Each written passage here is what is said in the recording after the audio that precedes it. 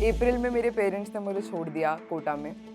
नया शहर, नए लोग, मुझे याद नहीं होती थी चीज़ें। 2 साल से पेरेंट्स इतना देख रहे हैं, सबकी इतनी एक्सपेक्टेशंस हैं, मेरी इतनी मेहनत है, कैसे होगा?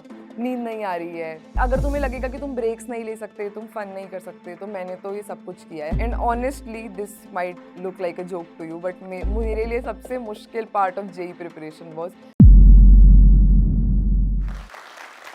Hello, hi, I am Sania Mittal.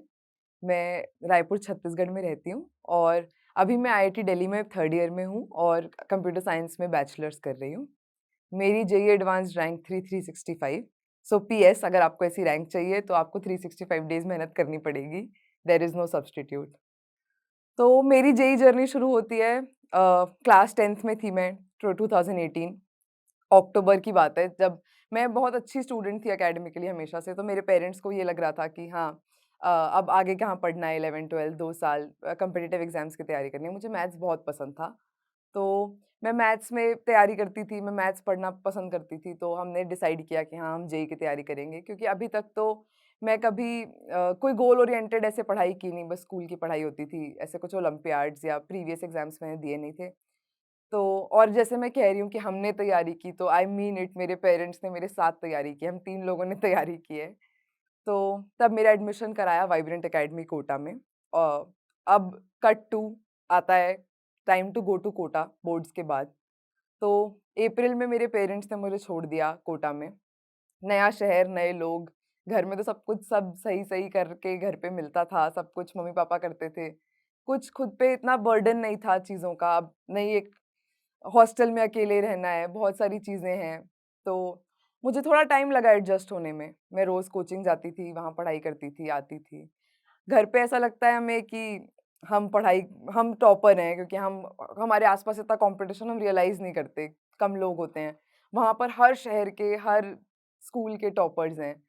तो उन सब के बीच में मुझे थोड़ा डीमोटिवेटेड भी फ़ील होता था कभी-कभी कि मैं उतना अच्छा नहीं कर पा रही हूँ शायद जितना मेरे आस-पास के लोग कर रहे हैं और ये फ़ीलिंग मेरे लिए बहुत नई थी, स्कूल में कभी ऐसा लगा नहीं था मुझे। तो ऐसे करते-करते मैं तैयारी करती रहती थी कंसिस्टेंटली, सब कुछ अच्छा चल रहा था। 3-4 महीने मैंने खुद को बहुत पुश किया, रोज़ क्वेश्चंस जितना होमवर्क मिलता था कोशिश करती थी कि आज का आज खत्म हो जाए। चीज़ें छूटती भी थी, मार्क करती थी मैं चीज़ें जो छूट गई ताकि वो जब वापस कर पाएँ तब करेंगे। तो मेरी दादी का बहुत बड़ा हाथ था मुझे कोटा भेजने में। उनको हमेशा लगता था कि मैं अच्छे से पढ़ाई करूँ। 3-4 महीने बाद आई लॉस्ट माय ग्रैंडमदर। सो ये इमोशनली मेरे लिए बहुत बड़ा सेटबैक था और मैं घर आ गई थी तो 1 महीने के आसपास की मेरी क्लासेस छूट गई थी, तो ये एकेडमिकली भी सेटबैक हो गया था थोड़ा। फिर जब मैं वापस कोटा गई, तब मैं क्लास में बहुत लॉस्ट रहने लगी थी क्योंकि मेरा 1 महीना छूट गया था क्लास में। तो अब मैं 2 बार क्लासेस जाती थी, एक बार बैकअप क्लासेस और वो बैकअप क्लासेस भी दूसरे टीचर्स लेते थे, तो आपको एक नए टीचर के साथ एडजस्ट करना और 2 बार क्लासेस करना, दोनों का होमवर्क करना, थोड़ा ज़्यादा मेहनत था as compared to everybody else but this is something I learned in that process कि कुछ भी चीज़ ऐसी नहीं होती कि हम नहीं कर सकते हैं। मतलब there is everything has a solution, अगर कोई प्रॉब्लम हमें मिल रही है, तो उसका एक सॉल्यूशन भी है। तो थोड़ी ज़्यादा मेहनत की, थोड़ा टीचर्स को नज़ करती रहती थी कि बता दो कैसे करना है, मुझे नहीं समझ आ रहा है, क्लास के बाहर डाउट्स बता दो। तो ऐसे करते-करते 11th के एंड तक मैं सबके साथ-साथ आ गई थी। मतलब मेरा बैकलॉग भी कवर हो गया था। तो ऐसी जेईई के टाइम पे ऐसी पर्सनल प्रॉब्लम्स आप लोगों को आ सकती हैं। 2 साल का टाइम है, it's a very big amount of time. तो ऐसी प्रॉब्लम्स आएँ तो ये नहीं सोचना है कि हमारे साथ क्यों या हम ऐसा कि हम इससे बाहर कैसे निकलेंगे। Every problem has a solution, consistency is the की।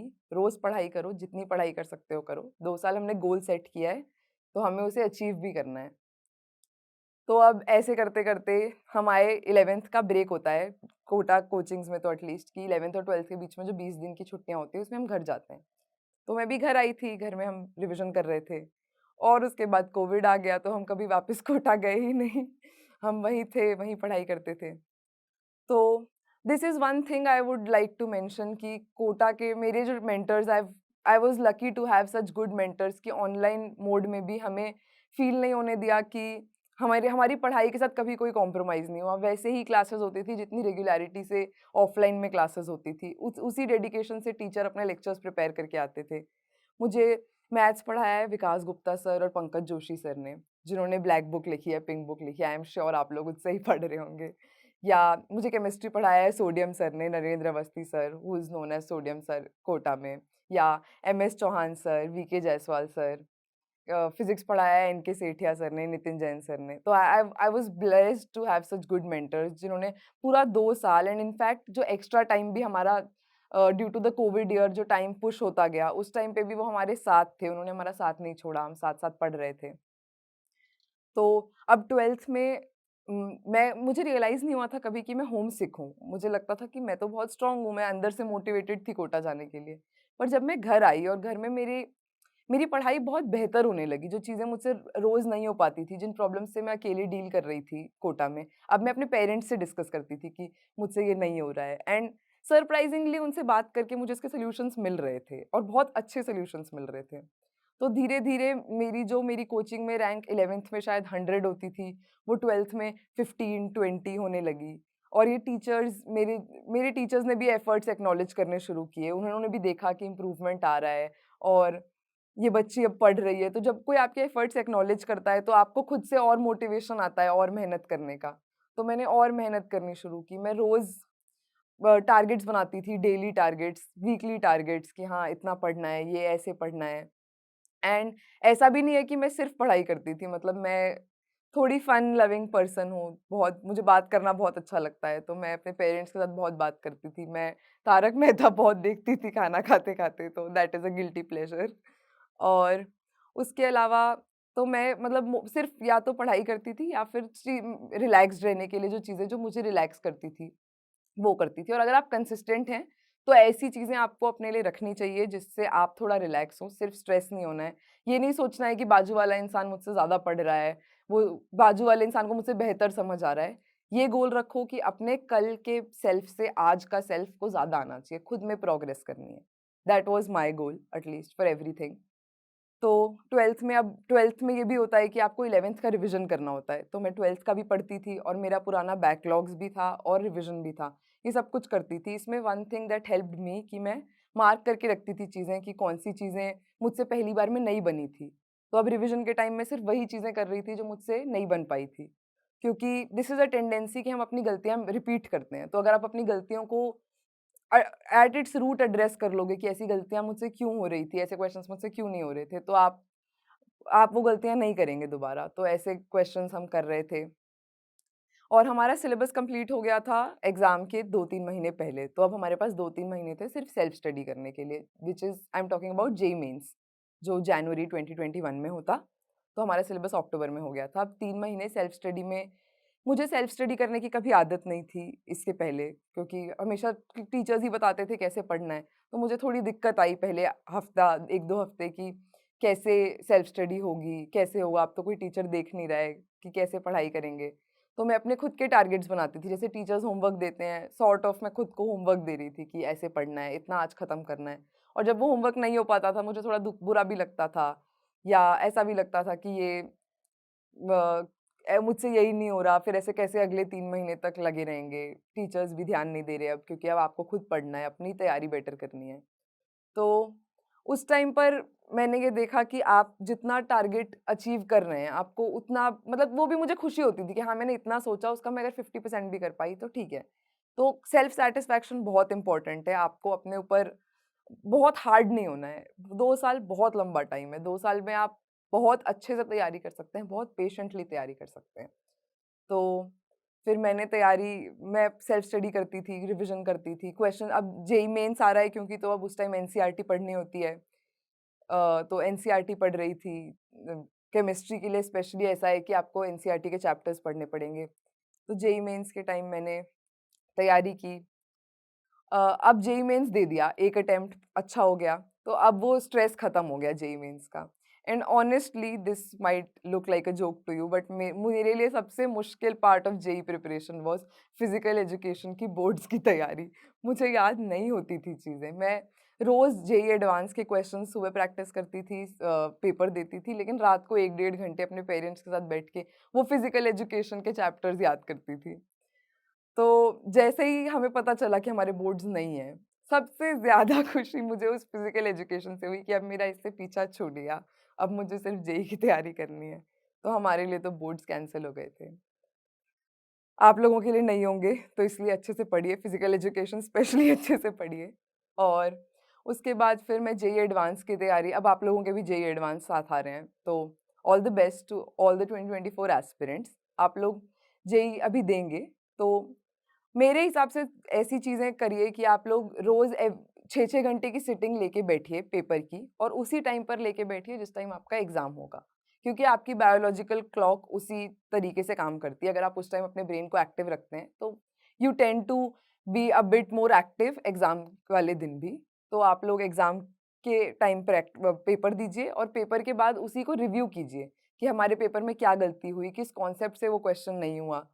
जैसे हमारे साथ मुझे मैथ्स विकास गुप्ता सर पढ़ाते थे, तो वो हमेशा ये बोलते थे कि जब अगर हम तुम्हें 50 क्वेश्चंस दे रहे हैं, तो ऐसा नहीं है कि तुम किसी एक क्वेश्चन में अटक गए, तो उस पे अटके हुए हो और 10-20 घंटे तक उसी क्वेश्चन को कर रहे हो। आगे बढ़ो, हो सकता है आगे के किसी क्वेश्चन में उसकी कोई टेक्नीक यूज़ हो जाए जो, या आगे के किसी क्वेश्चन में तुम्हें कोई आइडिया लगे जो पीछे काम आए। तो हमें किसी भी चीज़ पे अटकना नहीं है, आगे बढ़ना है।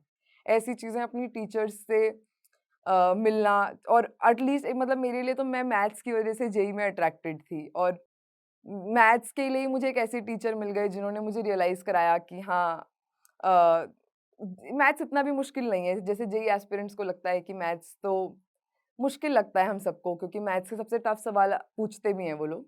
तो मेरे लिए तो मेरे मेंटर मुझे बहुत अच्छे मिल गए थे, और कंसिस्टेंसी मैथ्स के लिए तो सिर्फ़ क्वेश्चंस प्रैक्टिस करो। और जेईई एडवांस के पहले एटलीस्ट 4-5 दिन पहले स्ट्रेस लेना छोड़ दो। मतलब this is something which I really think कि उस टाइम अपने हेल्थ पे ध्यान दो, हाइड्रेटेड रहो।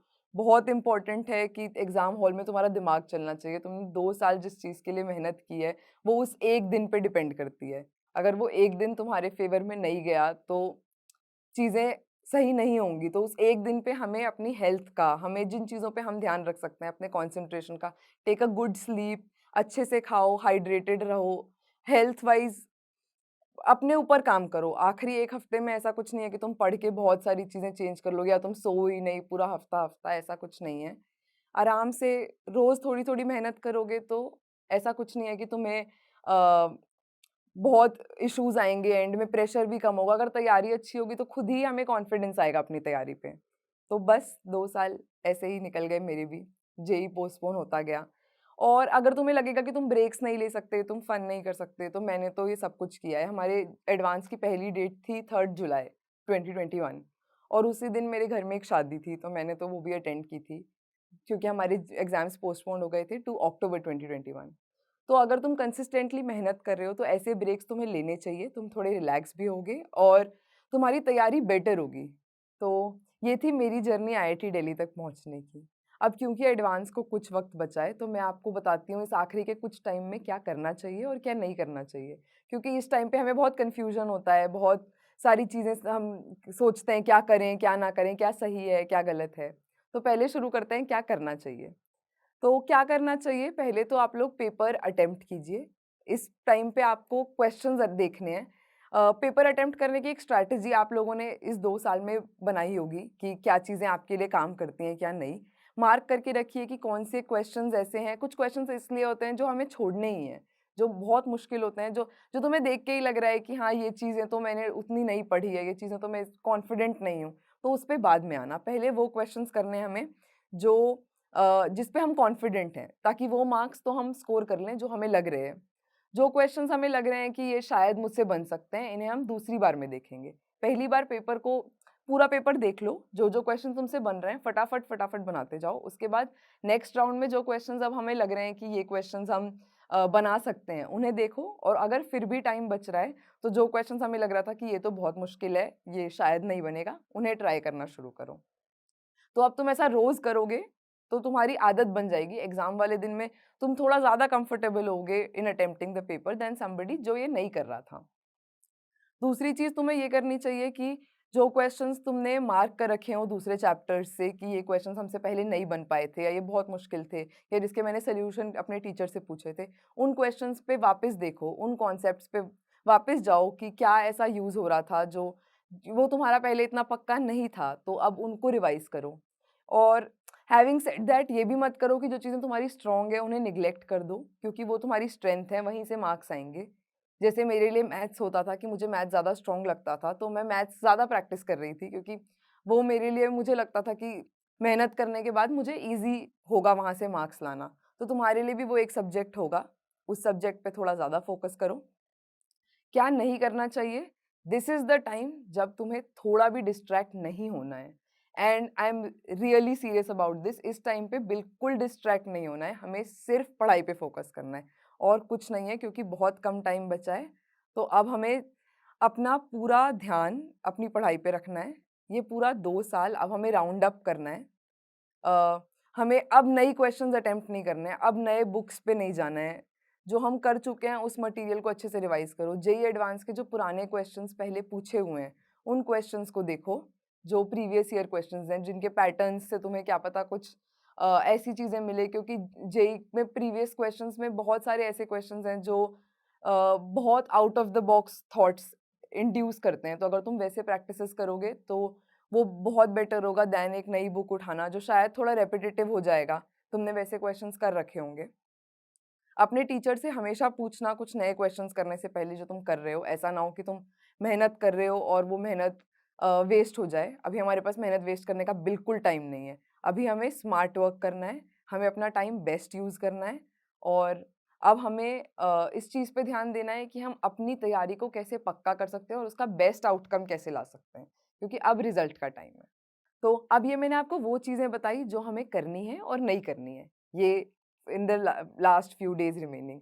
बट एक और चीज़ है जो शायद आप लोग अभी फेस कर रहे होंगे, इनफैक्ट एक भी नहीं 2 चीज़ें हैं जो आप लोग सोचते होंगे। एक है डिस्ट्रैक्शन। आप लोगों का मन करता होगा कि मेरे दोस्त घूम रहे हैं, किसी का इंस्टा, थोड़ा-सा फ़ोन देख लेता हूँ, थोड़ा यूट्यूब देख लेता हूँ। तो जैसे मैंने बताया, this is not the time for it. अभी हमें अपनी तैयारी का बेस्ट यूज़ करना है। तुम्हें भी लगता होगा कि नहीं, इतनी मेहनत तो कर ली, अब थोड़ा देखने से क्या होगा? पर ये this is not the time for distraction. अब हमें अपना लक्ष्य बहुत पास है, सब कुछ सामने दिख रहा है। अब तुम इतना भाग के आ चुके हो, तो फिनिश लाइन के इतनी पास तो वापस नहीं जाना है हमें। और दूसरी चीज़, डिप्रेशन, प्रेशर कि नहीं हुआ तो 2 साल से पेरेंट्स इतना देख रहे हैं, सबकी इतनी एक्सपेक्टेशंस हैं, मेरी इतनी मेहनत है, कैसे होगा? नींद नहीं आ रही है, शायद तुम्हें ही नहीं आ रही हो। मतलब सबके साथ होता है ये, मेरे साथ भी हुआ था कि हाँ, प्रेशर है, कैसे होगा? कभी किसी ने कुछ बोल दिया कि रिज़ल्ट नहीं आया तो, ऐसी छोटी-छोटी चीज़ों से तुम अफ़ेक्ट हो रहे होगे। हमें अफ़ेक्ट नहीं होना है।